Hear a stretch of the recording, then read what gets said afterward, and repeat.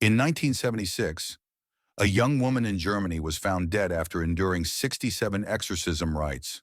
Her body was emaciated, her knees broken from hours of prayer, her voice silenced forever. Newspapers called it madness.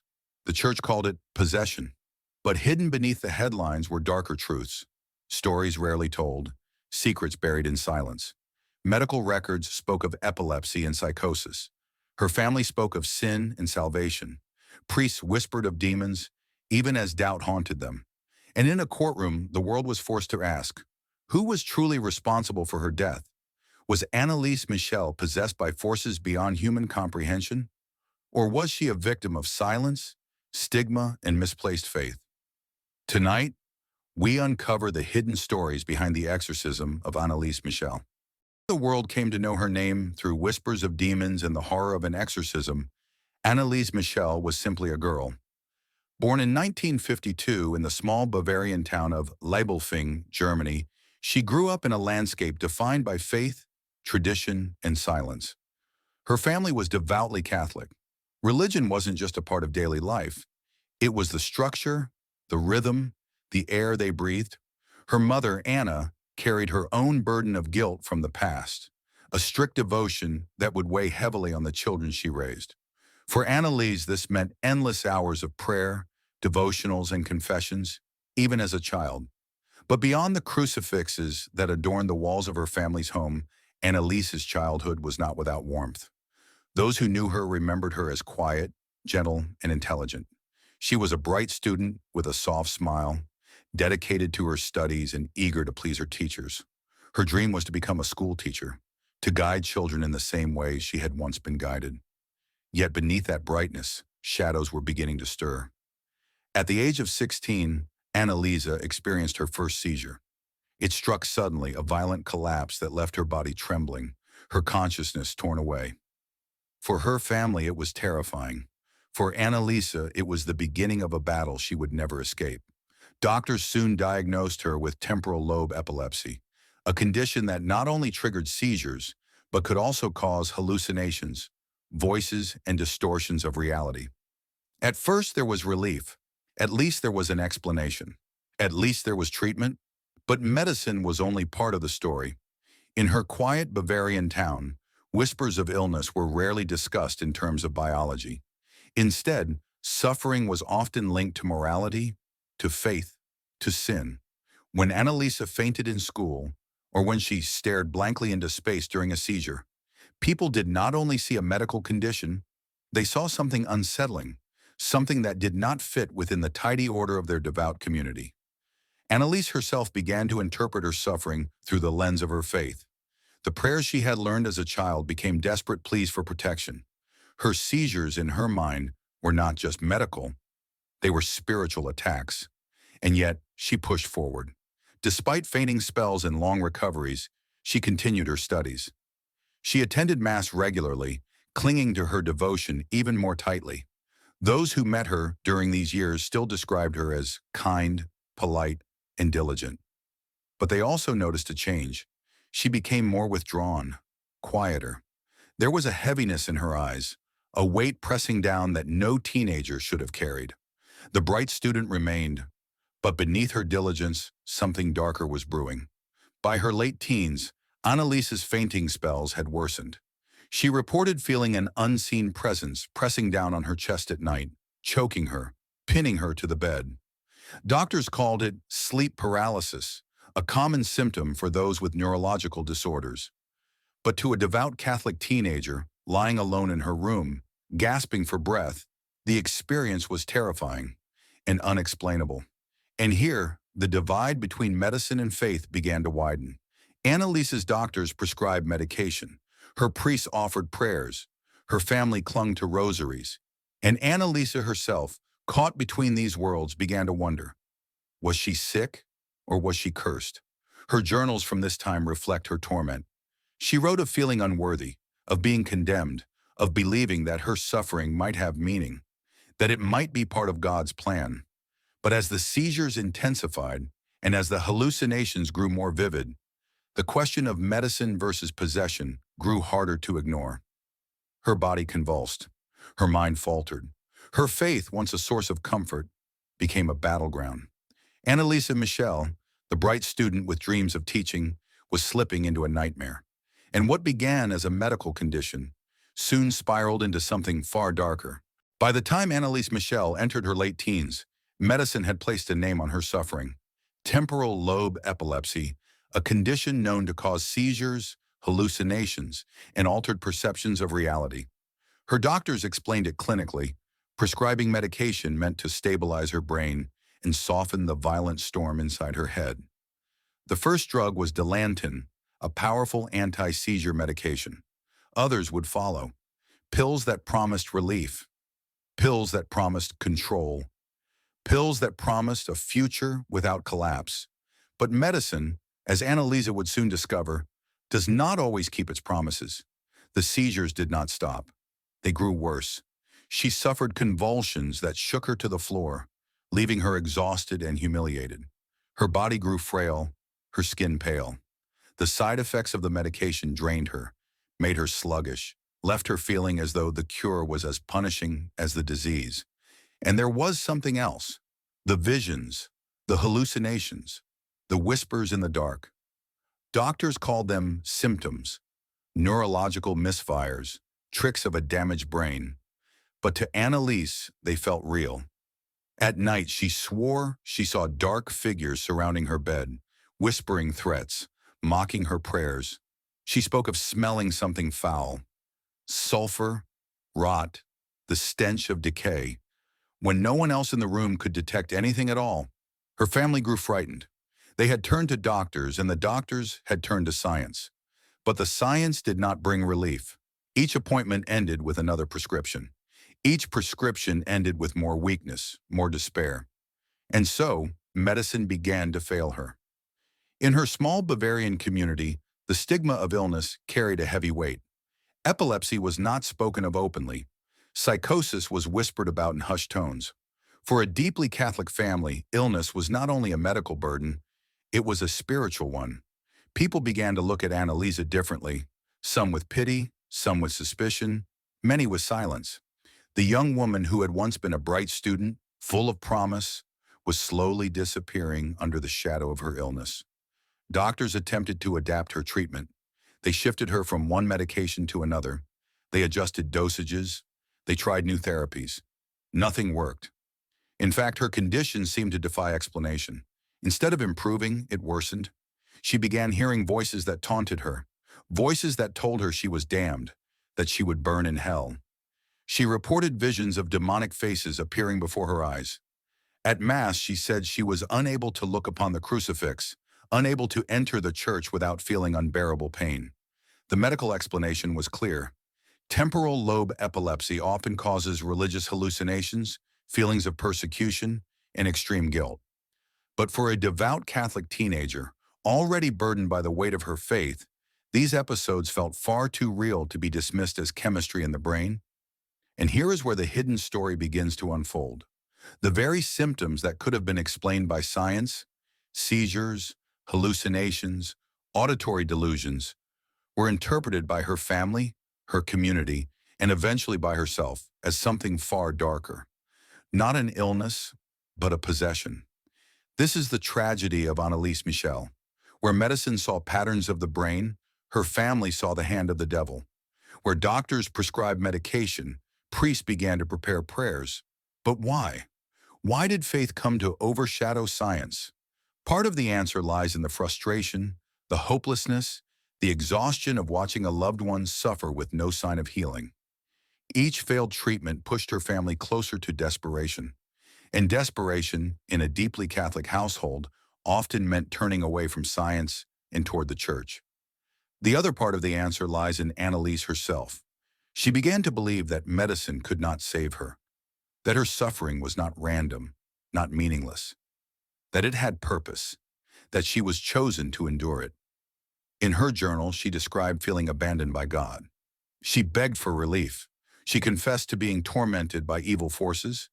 She began to view herself not as a patient, but as a vessel in a cosmic battle between good and evil. The doctors insisted it was a medical condition. Her family saw it as a spiritual crisis. And caught in the middle was Annalise, a young woman whose suffering was about to escalate beyond anyone's comprehension. Science offered one explanation, but faith was about to offer another. And now, the church was stepping fully into the shadows of her story. Two priests were called upon, Father Ernst Alt and Father Arnold Renz. Alt, the younger of the two, was known for his belief in the supernatural, a man who saw demonic influence where others saw disorder. Renz, older and more traditional, was cautious, yet willing to follow the rites of the church if called upon. For 10 long months, beginning in 1975, these priests performed the ritual of exorcism on Anneliese Michel. Not once, not twice, but 67 times. Each session lasted for hours. Each session left Anneliese weaker, more battered, more broken. During many of the rituals, the priests recorded what they believed was evidence of demonic possession. The voice of Anneliese, transformed, guttural, animalistic. On those recordings, she no longer sounded like a 23-year-old woman. She sounded inhuman, growling, snarling, speaking in strange tones, cursing, claiming to be Lucifer himself. At times, she seemed to take on multiple voices, layered, overlapping, as though several entities were speaking through her at once. For the faithful, these tapes are chilling proof of possession. For skeptics, they are evidence of a young woman's mind collapsing under illness, trauma, and suggestion. The priests themselves were not always certain. Father Alt at times seemed convinced that demons spoke through her.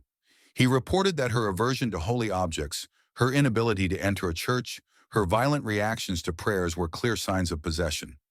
Yet in private, even he admitted moments of doubt. Could it all be explained by epilepsy? By psychosis? Father Renz, too, wrestled with uncertainty. He was trained in theology, not medicine. His duty was to the church, but he could not ignore the physical deterioration before his eyes. Anneliese's weight was plummeting. Her skin was pale and bruised. Her body bore the marks of relentless kneeling and thrashing. Every time they returned to her home for another ritual, she seemed closer to death. Still, they pressed on. Bound by ritual, bound by faith, bound by the cries of a desperate family who begged them not to stop. The atmosphere in Anneliese's bedroom during those nights was suffocating. Candles flickered against the crucifixes nailed to the walls. Holy water was sprinkled across the room.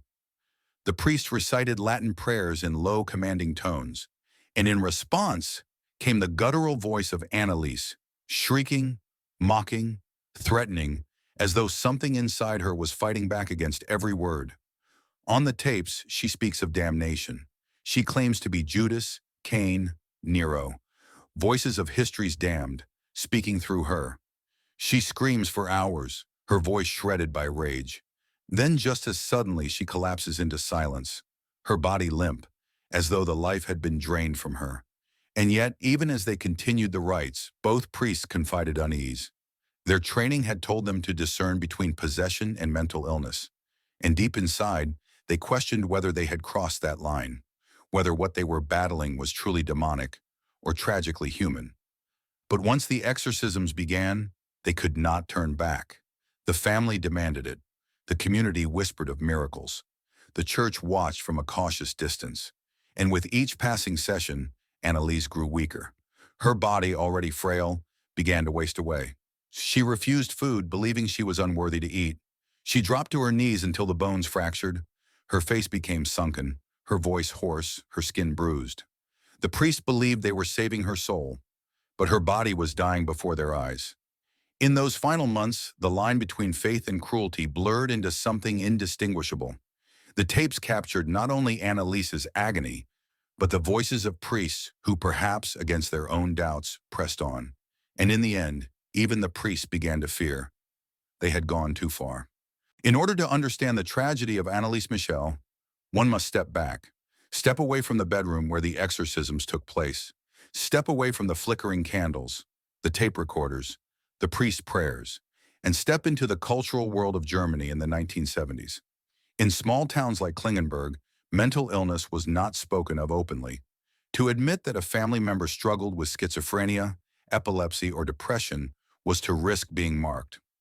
Families often kept such struggles hidden, turning inward, guarding their secrets with silence. It was easier, safer to see illness as something spiritual, something holy, something that fit within the framework of faith rather than science. And for devout Catholic families like the Michels, faith was not just belief, it was identity, it was duty, it was legacy. When Anneliese began to suffer, her illness was first addressed with medicine, doctors, prescriptions, treatments. But as the years went on and no relief came, the narrative shifted. Within her family and within her community, her torment was no longer seen only as medical. It became something greater, something darker. To them, Anneliese was not simply a young woman with seizures and psychosis. She was chosen, marked, a vessel for the battle between heaven and hell. This was not an unusual belief. In villages across Germany, in whispers within church pews, there lingered an old medieval notion that unexplained suffering could be divine punishment, that illness could be a test from God, that torment could be the work of the devil. And when medicine failed, the church was the next authority. Priests carried not only spiritual power, but social weight. A family who turned to the church was not defying reason. They were following the only path that made sense in their world. But beneath this faith, there was silence. It was this silence that trapped Anneliese Michel. Her voice, crying out in agony, was met with prayers instead of therapy. Her visions were met with rituals instead of intervention. Her seizures, her breakdowns, her hallucinations were framed as spiritual battles rather than urgent medical emergencies. And in that silence, she wasted away. Perhaps it was not only the exorcisms that killed her. Perhaps it was the silence itself. The silence of a family who could not accept the weight of mental illness. The silence of a church that chose ritual over medicine. The silence of a society where speaking the word psychosis was more frightening than speaking the word demon. In the end, silence can be as deadly as any ritual. And for Anneliese, that silence would not last forever.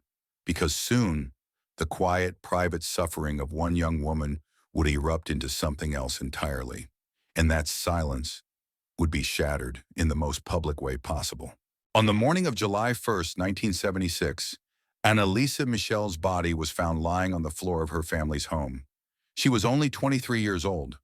What the world saw was not the face of a woman who had been healed, but the broken remains of a battle that had lasted years.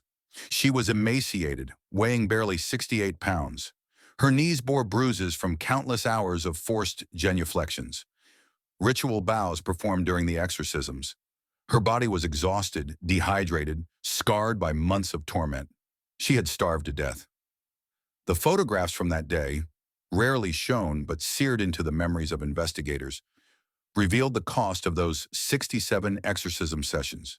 To some, her body was proof of possession, the devil draining her life force. To others, it was undeniable evidence of neglect. The police were called, and soon so were prosecutors. Her parents, Anna and Joseph Michel, were charged. Alongside them, the two priests, Father Ernst Alt and Father Arnold Renz. The charge, negligent homicide. It was the first time in modern German history that priests were placed on trial for a death caused by exorcism. The courtroom became a battleground. On one side stood medical experts. Neurologists and psychiatrists testified that Anneliese had suffered from temporal lobe epilepsy, psychosis, and severe depression. They presented her medical records, pointing out that she had stopped eating, convinced she was beyond saving.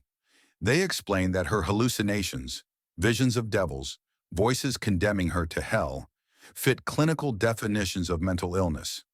Science argued that she had not been possessed. She had been sick, and she had been left untreated until her body gave out. But on the other side stood the defense. Her parents, the priests. Their lawyers argued that this was not neglect. It was faith. They claimed Anneliese had pleaded for the exorcisms, that she herself had rejected medical help, believing her suffering was part of a greater mission. And then came the tapes. The recordings of her voice during the exorcisms were played in the courtroom. The guttural growls, the snarls, the chilling words in multiple voices. Jurors and reporters listened in stunned silence. To some, it was the sound of psychosis. To others, the unmistakable voice of demons. The trial gripped Germany. For 10 weeks, newspapers printed every detail. turning Anneliese Michel into both a saint and a cautionary tale. Was she a victim of an outdated superstition, or proof that evil forces still walk the earth? In the end, the verdict was delivered. The priest and her parents were found guilty of negligent homicide, but the sentence was suspended. 6 months in prison, reduced to 3 years probation. No one would serve serious time. The judgment did not silence the debate. Instead, it poured fuel on the fire. For some, the case became a symbol of the dangers of blind faith and of the deadly consequences when science is ignored. For others, Annalise became a martyr, a young woman who had fought and died in a battle with forces beyond human understanding. Even in death, she could not rest. Her grave became a site of pilgrimage. People traveled for miles to pray before her headstone, believing she had suffered not in vain, but for the redemption of others. And across the world, her story divided opinion. Was Anneliese Michel the victim of possession? Or was she the victim of a system that failed to recognize a human life behind the myth?